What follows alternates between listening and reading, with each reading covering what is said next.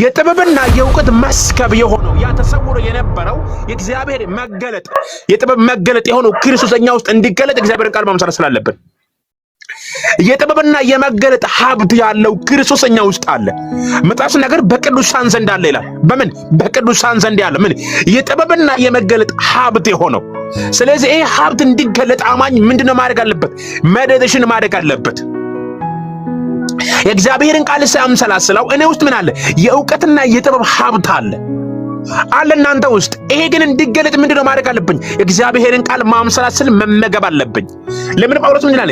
የጥበብና የእውቀት ሀብት የሆነው ምን የእግዚአብሔር ልጅ ምስጢር ክርስቶስ ታውቁ ዘንድ እተጋለሁ አለ ጳውሎስ። ጳውሎስ የሚተጋው ትልቁ ጸሎት ምንድነው ካላችሁ አማኝ ውስጣችሁ ላይ የተደበቀውን ሀብት እንዲገልጡ ነው። እናንተ ውስጥ ሀብት አለ። ሃሌሉያ! እናንተ ውስጥ የተሰወረ የትንሣኤ ኃይል አለ። እናንተ ውስጥ የተሰወረ የጥበብ መስከብ አለ። ኢየሱስ ጌታ ነው። ይሄ የጥበብ መስከብ እንዲገለጥ አማኝ ምን ማድረግ አለበት? የእግዚአብሔርን ቃል ሜዲቴሽን ማድረግ አለበት፣ ማምሰላሰል አለበት።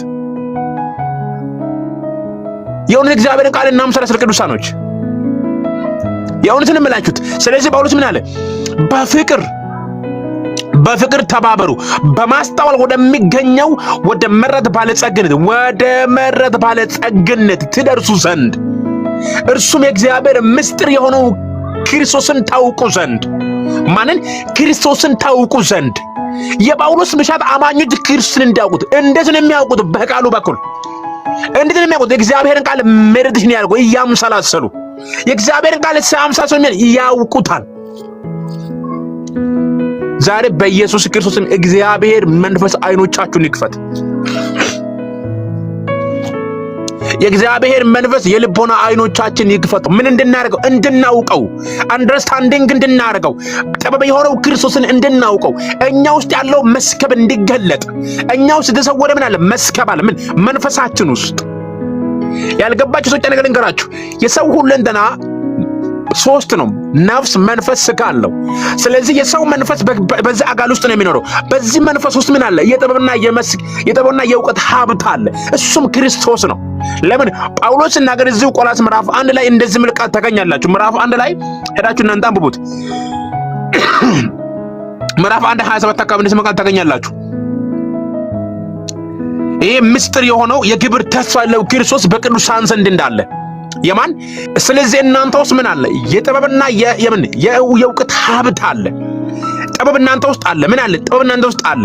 እናስ እውቀት እናንተ የት አለ? መንፈሳችሁ ውስጥ። ለምን? ክርስቶስ እናንተ ውስጥ አለ። ለዚህ እኮ ነው መጽሐፍ ቅዱስ ሲናገር አንደኛ ቆሮንቶስ ምዕራፍ 1 ላይ እንደዚህ የሚል ቃል ታገኛላችሁ።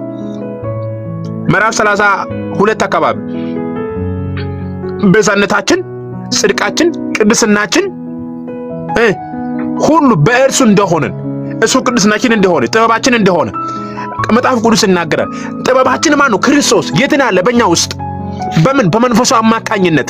አሁን ስለዚህ የምጸልየው ከእግዚአብሔር ዘንድ ጥበብ እንዲሰጠኝ አይደለም፣ ጥበብ እንዲገለጥ ነው። በእኔ ውስጥ በውስጥ ላይ እግዚአብሔር ጥበብ እንዲገለጥ፣ በውስጥ ያለው ጥበብ እንዲገለጥ ነው መጸለይ ያለብኝ። በውስጥ ያለው ያ እውቀት እንዲገለጥ ነው መጸለይ ያለብኝ። እንዳምሰላስለው የእግዚአብሔርን ቃል አምሮ መመገብ አለብኝ። ለምን ነው የምመገበው? መንፈስ ቅዱስ በውስጥ ያስቀመጠው የእውቀት ሀብት። መጽሐፍ ቅዱስ ሲናገር እንደዚህ ይላል። ትንቢተ ኢሳይያስ ላይ 45 ላይ እንደዚህ ይላል። የተሰወረው ምን ሀብት እገልጥልሃለሁ። የተሰወረው ሀብት ምንድነው ካላችሁ፣ ብር አይደለም፣ ወርቅ አይደለም። በእናንተ ውስጥ ያለው ክርስቶስ ነው። ሀብቱ መገለጥ አለበት። ባይዘው እናንተ ውስጥ ያለው የክርስቶስ ጥበብ መገለጥ ሲጀምር ሀብት ይመጣል፣ ብር ወርቅ ይመጣል። ለምን? እናንተ ውስጥ ያለው ጽድቅና ቅድስናው ሲገለጥ ሀብት መምጣት ይጀምራል። ብዙዎቻችን የምንፈልገው ወደ ብር ነው። እግዚአብሔር ቃል ግን የሚፈልገው ግን እኛ በእግዚአብሔር ቃል ባለጸጎች እንድንሆን ይፈልጋል። የሆነ በእግዚአብሔር ቃል ባለጸጎች መሆን አለብን። በእግዚአብሔር ቃል አንድ ሰው መበልጸግ አለበት። በእግዚአብሔር ቃል ልንበለጽግ ይገባል። አሁን በእግዚአብሔር ቃል አማኙ አልበለጸግም። ምን? በጥበብ ቃል አልበለጸገውም። ስለዚህ ልንበለጽግ ይገባል። በእግዚአብሔር ቃል መበልጸግ አለብን። ምን? አእምሯችን ሊበለጽግ ይገባል። ያን ጊዜ ነገር ሁሉ መምጣት ይጀምራል። ምን? መፍጠሪያ እግዚአብሔር አምላክ ሁሉን ነገር ፈጥሮ ለኛ ሰጥቶናል። ይሄ የተፈጠረው ነገር ሁሉ የምንገሳው እኛ ውስጥ ያለው ያ እውነት ሲገለጥ ብቻ ነው። የእግዚአብሔርን ቃል ስናምሰላስል በልባችን ውስጥ በአምሰላስልን ቁጥር የተሞላው ይገለጣል። ኢየሱስ ክርስቶስ ለዘላለም ተባረከ ይሁን።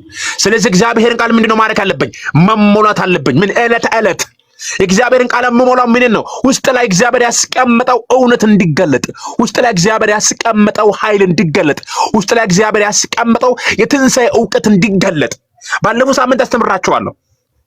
የክርስቶስ ዕውቀት የሚለው ባለፈው ሁለተኛ ጴጥሮስ ላይ አሳይቻለሁ። በሁለተኛ ጴጥሮስ ምዕራፍ 1 ላይ ምን እግዚአብሔርን የመምሰል እግዚአብሔርን የመምሰል ህይወት ተቀብለናል የሚለው ባለፈው አስተምራችኋለሁ። ይህ ህይወት የሚገለጠው እግዚአብሔርን ቃል በማምሰል ብቻ ነው። ፍሬ የምናፈራው እግዚአብሔርን ቃል በማምሰል ብቻ ነው። የእግዚአብሔርን ቃል ማናምሰል የማንመገብ ከሆነ በፍጹም በህይወታችን ላይ ምን አያፈራም ፍሬ ላፈራ እግዚአብሔር ጠርቻችኋለሁ ስል እንድናፈራ ነው ክርስቶስ የጠራን። እዚህ ጋር የእግዚአብሔር ቃል ምንድን ያለው? በማስተዋል ወደሚገኘው ወደ መረት ባለጸግነት ትደርሱ ዘንድ እንድንደርስ ክርስቶስ ይፈልጋል። ማንን? ክርስቶስን እንድናውቀው። የክብር ጌታ የሆነው የክብር ተስፋ ያለው ቅዱሳን ዘንድ ያለው ማን? ክብር የሆነው ክርስቶስ። ይህ ክብር የሆነው ክርስቶስ አንቺ ውስጥ አለ። ይህ ክብር የሆነው ክርስቶስ አንቺ ውስጥ መሆኑን የምትገልጽበት ጊዜ ነው። ባይዘው ክርስትና ክርስቶስ እንደተመላለስ መመላለስ ነው። ክርስትና ኢየሱስን እዚህ ምድር ላይ መግለጥ ነው። ክርስትና እዚህ ምድር ላይ አብ በክርስቶስ እንደተገለጠ በእኛ እንዲገለጥ ነው ዓላማው። በእኛ የሚገለጠው ግን ስናምሰላስለው ብቻ ነው። ዛሬ በኢየሱስ እንነታችን ጠፍቶ እሱ ይገለጥ። እንነታችን ጠፍቶ ክርስቶስ ይታይ። የኛ ማንነት ጠፍቶ እሱ መገለጥ ጀመረ። ክርስቶስ መታየት ጀመረ። እሱ በእኛ ውስጥ መታየት ጀመረ። አንቺና እኔ ንጥፋ፣ እሱ ይታይ። የእውነት ነው የምላችሁት። ዛሬ ላይ አገልጋዮችም ጋላችሁ ማንኛውም ሰው የእግዚአብሔር ክብር ይፈልጋል። ግን ክብሩ ለምንድን ነው የምትፈልጉት? እሱ እንድታይ ነው። ክርስቶስ እንድታይ። ክብሩ ማን ነው? ክርስቶስ። የእውነት መንፈስ ቅዱስ ዛሬ ያብሳላችሁ። ማንን? እሱን ታውቁት ዘንድ። ታብ አድርጉ፣ ሼር አድርጉ ለብሶች። ስለዚህ ምን አለ ጳውሎስ? የእግዚአብሔር ምስጢር እርሱን ክርስቶስን እንዲያውቁ። አማኝ ማን እንዲያውቁ? ክርስቶስን እንዲያውቁ። አሁን አብዛኛው አማኝ ክርስቶስን ያውቃል ትላላችሁ? አላወቀንም ክርስቶስን። ጳውሎስ አውቃለሁ አላለም፣ አልጨረስኩትም ያለ።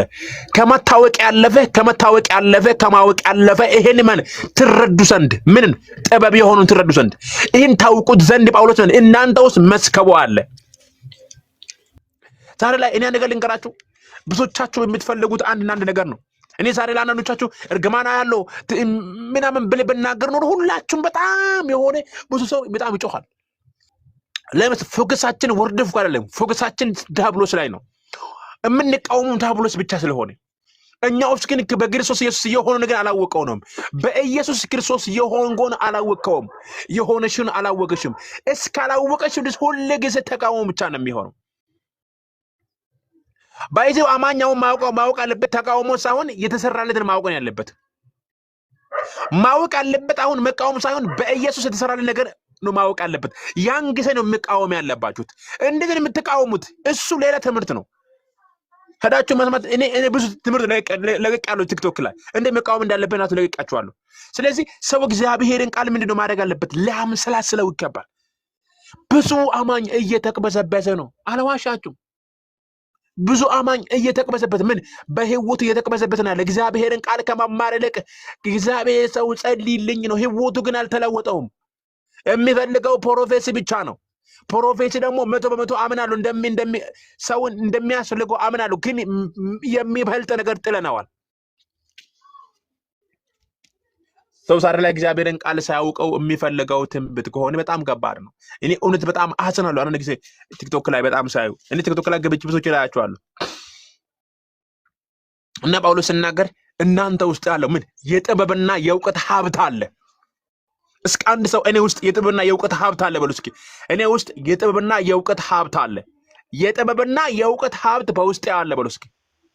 የጥበብና የእውቀት ሰው በውስጤ አለ። አሜን። እሱ ክርስቶስ እኮ ነው። ያ እኮ ነው የምታውቁት። የጥበብና የእውቀት ሀብት ማን ነው? ክርስቶስ። ሌላ እኮ ምንም አይደለም። ቅዱሳኖች የጥበብና የእውቀት ሀብት የሆነው ክርስቶስ እናንተ ውስጥ ምን እንዲያርቅ እንዲገለጥ፣ እግዚአብሔር በእናንተ ውስጥ ምን እንዲያርቅ እንዲገልጣው ምንድነው ማድረግ አለበት? አማኝ ማመሰላሰል አለበት። እግዚአብሔርን ቃል መደድሽን ማድረግ አለበት። እግዚአብሔርን ቃል ምን ያህል ለእግዚአብሔር ቃል ጊዜ የሰጠን ነው? ለወረ ጊዜ አለን እኮ ለወረ ጊዜ አለን ከኔ ጨምሮ ለቲክቶክ ጊዜ አለን ከነ ጨምሮ፣ ለቲቪ ጊዜ አለን ከነ ጨምሮ። ለእግዚአብሔር ቃል ግን ጊዜ የለንም። የእግዚአብሔር ሰው እንኳን በሰላም መጣ። ለእግዚአብሔር ቃል ጊዜ የለንም። ቲክቶክ ለማየት ጊዜ አለን፣ ቲቪ ለማየት ጊዜ አለን። እግዚአብሔርን ቃል ለመስማት ጊዜ የለንም። ጊዜ ይኖራችሁ ለእግዚአብሔር ቃል፣ ጊዜ ይኖራችሁ ለእግዚአብሔር ቃል። እግዚአብሔር ቃል በእናንተ ፍሎ እንዳደረግ ጊዜ ይኖራችሁ ለእግዚአብሔር ቃል። እግዚአብሔር አያ እናንተ ውስጥ ምን እንዲያደርግ እንዲገለጠው። ስለዚህ ጳውሎስ አንደርስታንዲንግ እንድናደርገው ይፈልጋል። ምኑን? የእግዚአብሔርን ቃል እግዚአብሔርን ቃል ምንድን በእኛ ፍሬ እንዲያፍራ በእኛ እንዲገለጥ። አሁን የሚያስፈልገው ፍሬ ማፍራት ነው። ክርስቶስን በኃይል መግለጥ ነው የሚያስፈልገው። እንድንገልጥ ተጠርተን እኮ እየኖረን እኮ አይደለም።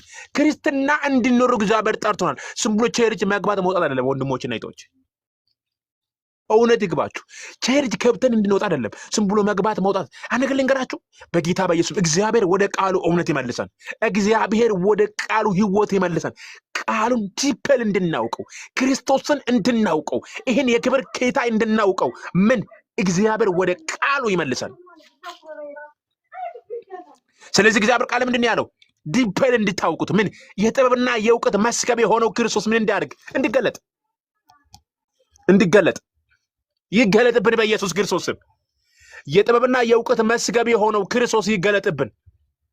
እሱ መገለጥ ጀምር፣ እሱ መታየት ጀምር። ወንድሜ አንተ ውስጥ እኔና በእናንተ ውስጥ እሱ መገለጥ ጀምር። እኔና እናንተ አንታይ፣ እሱ ይታይብን ጀምር። እሱ መታየት የእውነት ለመላእክት የሚታየው ግን እግዚአብሔርን ቃል ስናምሰላስለው ዕለት ዕለት ሜዲቴሽን ወሬ እናቆመው፣ ወሬን አናምሰላስለው። ሐመት አናውራ፣ እግዚአብሔርን ቃል እናውረው።